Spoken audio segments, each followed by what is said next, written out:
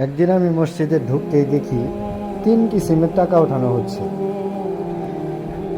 একদিক দিয়ে দান বাক্স চালাই দিয়েছে, সেই টাকা ওঠা সেইখানে টাকা দিতেছে সবাই, 10 টাকা, 20 টাকা, 50 টাকা, লাইক দিস। আবার মোল্লা বলতেছে মসজিদের কাজের জন্য 500, 1000, 2000, 5000 যা পারেন দেন, আখিরাতে এইটা পাবেন, ওইটা পাবেন, হ্যান পাবেন, ত্যান পাবেন, এই বলে নিতেছে আর মানুষ সমানে দিতেছে। আবার আরেকজন উঠে নিয়ে বলতেছে যে তারাবির নামাজ পড়ানো হয়েছে, সেই জন্য 200 টাকা করে নির্ধারণ করা হয়েছে, সবাই 200 টাকা করে দিবেন। প্রত্যেক বাড়ি বাড়ি যাদের এখানে আশেপাশে বাড়ি আছে মসজিদের আশেপাশে, তারা সবাই 200 টাকা করে দিবেন। আচ্ছা, এই কথাগুলো কোরআন ভিত্তিক একটু আলোচনা আমরা করে দেখি। কোরআনে আল্লাহ তাআলা দেখেন কি বলতেছে।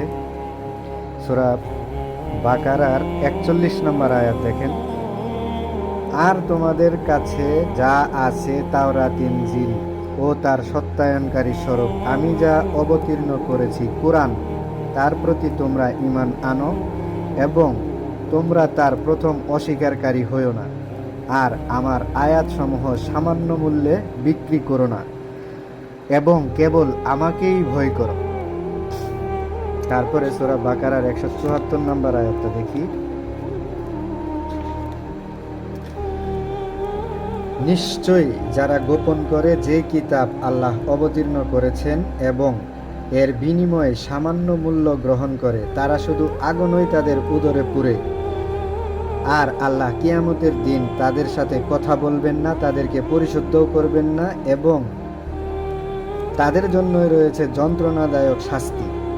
তাহলে এর মানে কি বোঝাইতেছে? যে যারা নামাজ পড়ান কোরআন তেলাওয়াতের মাধ্যমে, আল্লাহর আয়াতের মাধ্যমে, এরা কোনো টাকা পয়সা নিতে পারবেন না।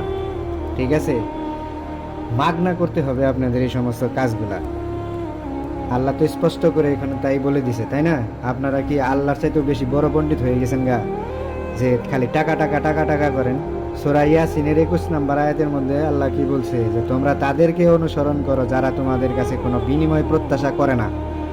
তাহলে আপনারা খালি হাদিয়া নামের হাদিয়া হাদিয়া খুঁজেন কেন? আপনারা কি কোরআন পড়েন না? কোরআনের এই আয়াতগুলো কি ভুল, না কি আপনারা ভুল? আল্লাহু আকবার।